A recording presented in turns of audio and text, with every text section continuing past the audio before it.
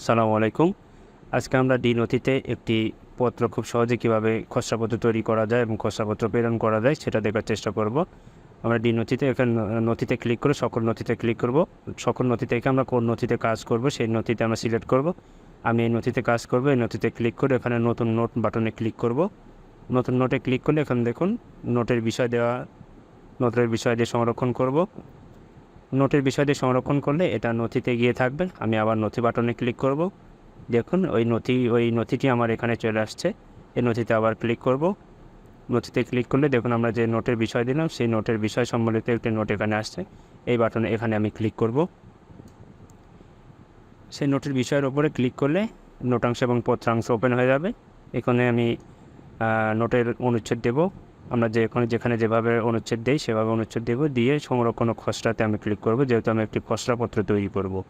যদি খসড়াপত্র তৈরি না করি শুধু সংরক্ষণ করুন বাটনে ক্লিক করলে হবে। আমি যেহেতু খসড়াপত্র তৈরি করব সেহেতু সংরক্ষণ ও খসড়া বাটনে ক্লিক করব। এখানে বিষয় সূত্র এগুলো দিতে হবে। আমি আমার কাজের সুবিধার জন্য MS ওয়ার্ডে ঠিক একই রকম পত্র আমি তৈরি করে রেখেছি। ওখান থেকে শুধু কপি করে এনে এখানে আমি পেস্ট করছি। আমার কাজের সুবিধার্থে আমি এটা করে রেখেছি। এখানে একটা জিনিস লক্ষ্য রাখতে হবে, এখানে পেস্ট করতে হলে কিন্তু ডান বাটনে ক্লিক করে পেস্টের অপশন আমরা পাবো না। এখানে কপি করে পেস্ট করতে হলে Ctrl+V বাটনে চেপে পেস্ট করতে হবে। Ctrl+V বাটন চাপ দিলে দেখবেন পেস্ট হবে। এখানে আমাদের কপি পেস্ট হয়ে গেলে সম্পাদন শেষ বাটনে ক্লিক করব। করে আমার যদি পত্রে কোনো সংযুক্তি থাকে সেই সংযুক্তি দেবো। দেখুন সংযুক্তে ক্লিক করে সংযুক্ত করুন বাটনে ক্লিক করব। এখানে আমার সংযুক্তি কোথায় আছে সেটা সিলেক্ট করব। আমার যেহেতু নিজ কম্পিউটারে আছে আমি এখানে নিজ কম্পিউটারে ক্লিক করব। এখান থেকে আমি ব্রাউজ করতে পারি বা আমার যে ফাইলে আছে সেই ফাইল থেকে এনে ড্রপ ডাউনও করতে পারি। আমি আমার ফাইলটা এখানে টেনে এখানে ছেড়ে দিলে দেখুন আমার এখানে সংযুক্তি চলে আসবে। এখানে আপলোড হয়ে গেলে আমার সংযুক্তিটি আপলোড হয়ে গেলে বাছাই সম্পূর্ণ করুন এই বাটনে ক্লিক করব। বাছাই সম্পূর্ণ করুন এই বাটনে ক্লিক করলে দেখুন আমার সংযুক্তি চলে আসছে। এখন আমার এখানে টিক চিহ্ন দিতে হবে সংযুক্তির এখানে একটা টিক দিয়ে দিলে আমাদের সংযুক্তিটি এর সাথে সংযুক্ত হয়ে গেল। এখন আমার পত্র গ্রহণকারী এবং পত্র অনুমোদনকারী সিলেক্ট করতে হবে। অনুমোদনকারী সিলেক্ট করতে হলে আমি অনুমোদনকারী এখানে দিয়ে আমার নিজ অফিসারকে সিলেক্ট করে সংরক্ষণ করুন বাটনে ক্লিক করব। ঠিক একইভাবে যদি প্রাপক আমি সিলেক্ট করতে চাই, প্রাপকে ক্লিক করে এখান থেকে দেখুন সার্ভারে সংরক্ষিত তথ্য এখানে ক্লিক করে, যেহেতু এই পত্রটি এরকম আমার প্রাপককে অনেক পত্র পাঠানো হয়েছে সেহেতু সেই প্রাপকে আংশিক কিছু নাম লিখলে দেখুন আমার সেই প্রাপকটি চলে আসবে।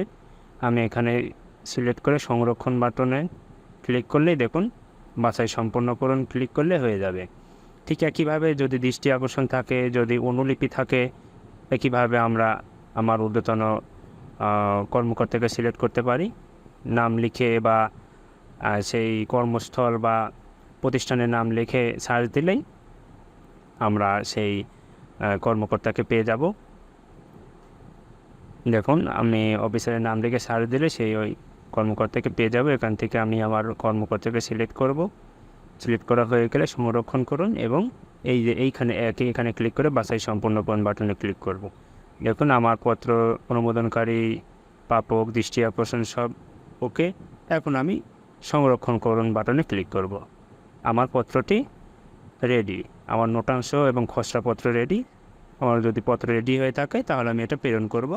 প্রেরণ করুন বাটনে ক্লিক করলে আমার ঊর্ধ্বতন অফিসারের নিকট এটা প্রেরিত হয়ে যাবে। এভাবে খুব সহজেই আমরা একটি পত্র, নোট এবং খসড়াপত্র তৈরি করতে পারি। ধন্যবাদ সকলকে।